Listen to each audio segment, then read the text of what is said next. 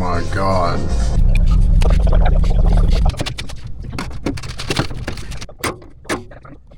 So remember last week when I said I wasn't going to take the bed off the lathe? Yeah, forget that. Let's see how deep the rabbit hole goes. Welcome back to Magic City Tool.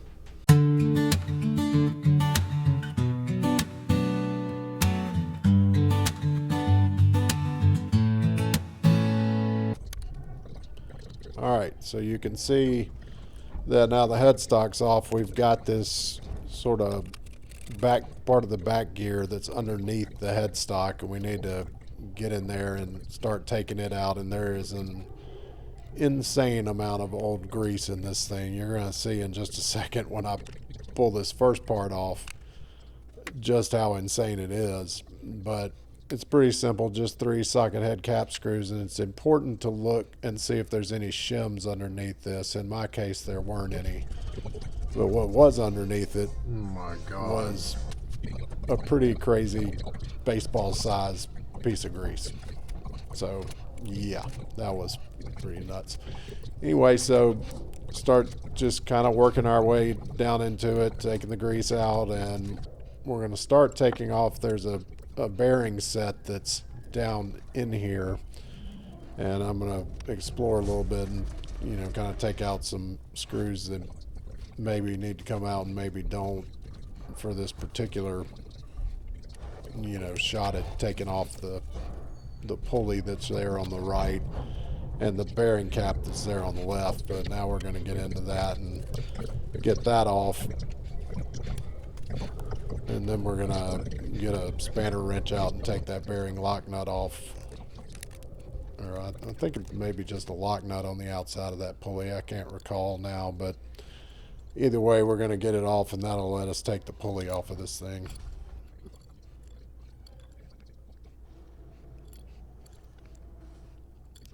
And a lot of these pulleys that I dealt with on this lathe they are really tight fits, and of course frozen by ancient solidified grease, so that doesn't help us.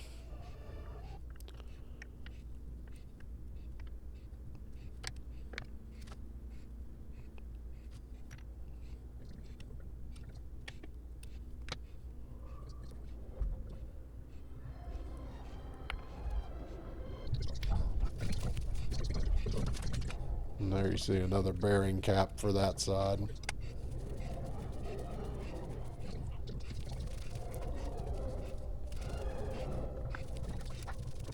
And what ends up allowing me to take it off is you see me putting these 2 screws back in, and Hendey had put these holes there to use as jack screws, and it really worked well. It jacked the little thing right out of there, and we were able to get it out.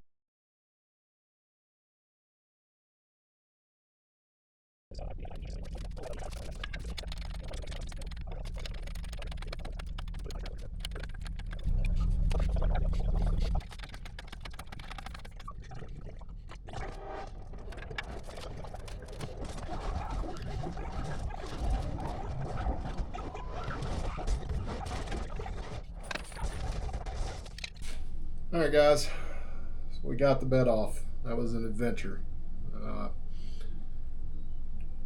Figuring out how to balance that bed was tough. You know, I actually have a thread on Practical Machinist Forum where I got some really great help from a couple of guys who have done tool and gauge makers lathes before.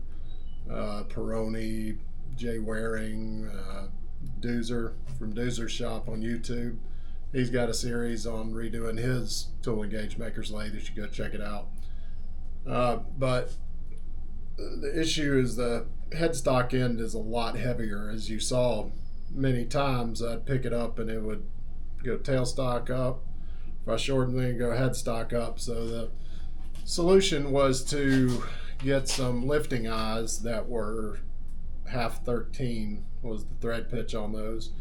Screw those in the headstock retaining bolts, and that, along with getting rid of the middle strap, really let me finally balance it out. So now that just leaves us with the base, and the pan is heavy, but not even attached with screws. It gets attached by the bolts that hold the headstock down.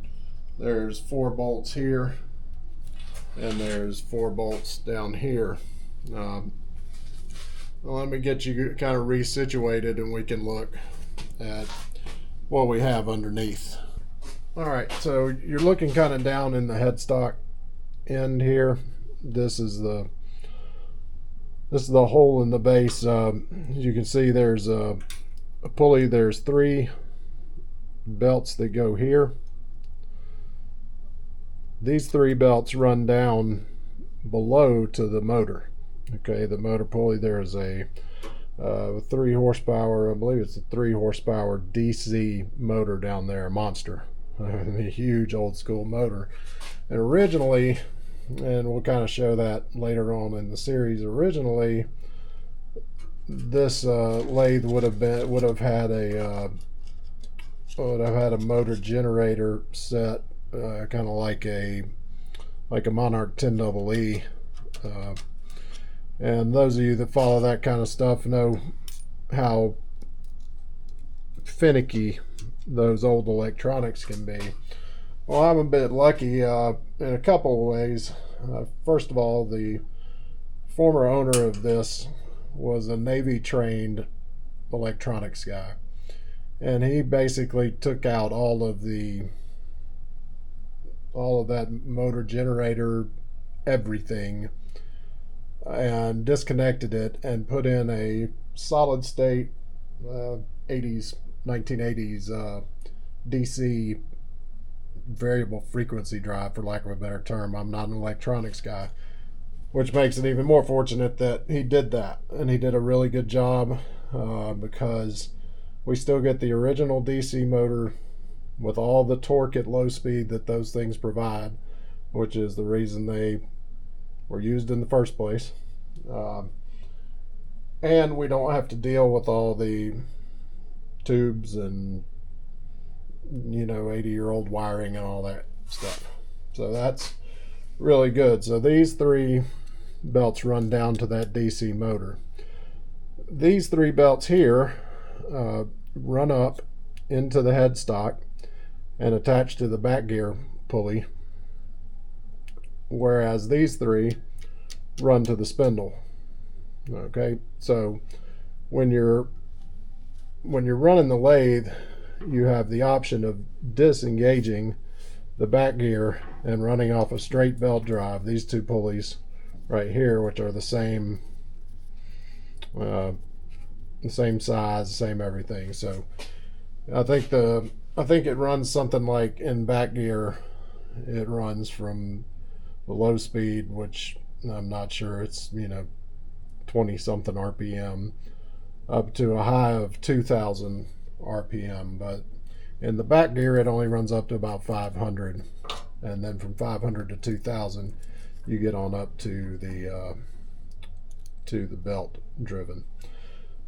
So next steps, as you can see, many years have left a nice pile of goop and whatever, I don't know. The many years have left a large pile of crap that I need to get rid of, and it appears we had some rusting going on in there, but that's not where the headstock sits, thankfully. Headstock is sitting right here, which is fairly clean. So we're going to clean all this up. This will all get repainted, not the part where the headstock sits. We'll probably put some I don't know, maybe some SP350 or maybe even some SP450 in there when we bolt it back down, just to keep any kind of nastiness from getting to it. And that'll be that. So the plan is, I'm going to clean this pan up. We'll take the pan off. I'm also going to look at, I haven't really got into this filter screen here. I believe there's a coolant option somewhere. I'm not sure that I still have a pump. I don't think I do, but that could be an option for the future. Because this lathe is open inside the headstock. As you see here, you know, I'm kind of loath to use any water-based coolant. So if I did use something, it would probably be oil. It would be cutting oil, which is probably good because I've got my K&T 2D, which is also a cutting oil based machine. As most K&Ts were designed for cutting oil, so I can look into that as well. But that's where we're at. So we're going to get to cleaning this thing up, and appreciate you guys sticking around and watching all this madness. All right, so now that the bed of the lathe is off, we just kind of are going to have to take a scraper and get rid of all this old gook that's everywhere. And you see some fairly significant corrosion right there underneath where the headstock was, and right at the end. I don't know if perhaps it got water on it. In my mind, I'm hoping it was water, because what I really think it probably was rat pee, unfortunately. We did have a rat in residence, as we all know. So I'm going to do the usual scraping and scrubbing and all of that, and we're going to try multiple methods to get through this rust and down to something that's at least, not going to progress any farther than what it already is. And usually when you have rust this deep, or what I do, you kind of have to attack it layer by layer. And I always want to start with scraping as much of the rust off as I can, just, with razor blades and paint scrapers and that kind of thing, so that you can kind of get all the scaly, flaky, easy to remove stuff off. And what I have here is some evapor rust, and I'm going to soak a shop paper towel, one of those blue paper towels, in the evapor rust and let it sit there for a while. Then take a wire brush and come in and scrub on it and get some more off, and then we'll treat it again. I probably did 2 or 3 of these with the evapor rust towel, and then come back in with the razor blade and other scrapers. And eventually what I'm going to do is get in here with a solvent, not so much a solvent, but like a penetrating oil. Like most people would probably use WD-40. I tend to favor something called Freol, and it's a really, really good. This stuff almost like eats rust. It's got something else in it besides, WD-40 is mostly kerosene. This has got something else in it. I don't know, it's something more volatile, but it works really, really well. So there, you can see now that we've done a pretty good job at least getting rid of the rust. That black staining we're not going to be able to get rid of, unfortunately, but those are the breaks. So here's the screen that's over the little coolant tank, and it's not much of a coolant tank. I think it's honestly more of just a oil catch basin, maybe. I don't know, but it wouldn't hold more than a cup of liquid, so it doesn't really serve as a coolant tank per se. I thought maybe if I ever wanted to get into it, I could drill and tap a hole in the bottom of it, because it's cast iron, it's thick, and so I could drill and tap a hole for an NPT fitting and maybe rig something up, but I don't know that I'll even bother with that kind of thing on this machine. So what you see me working with there is camp fuel. It's white gas, and it is exceptionally good at cutting through old grease. It just liquefies it. And then I'm going to follow behind that with some purple power.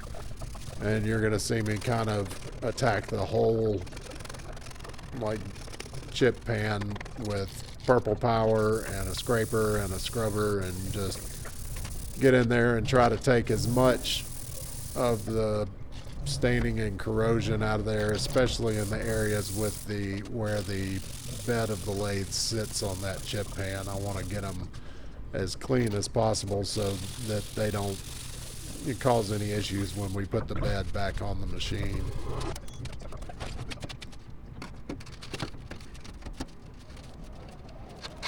And there we're just taking that chip pan off, and that chip pan is heavy. It's probably 1/8 inch thick sheet metal on the bottom part of it, and then it's rolled around the edges. I mean, it's a hefty chip pan.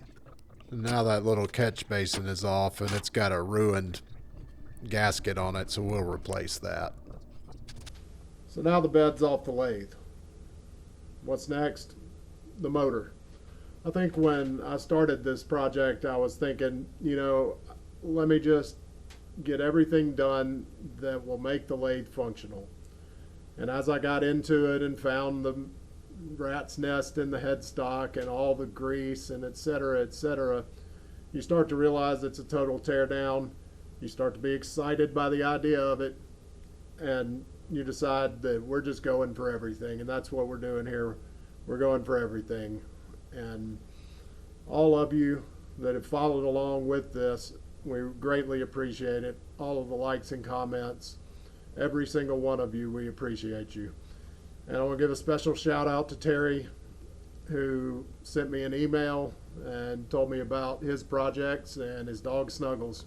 Hey Snuggles, if you need to reach me, here's my email address, and we'll catch you guys next time. Thanks for watching.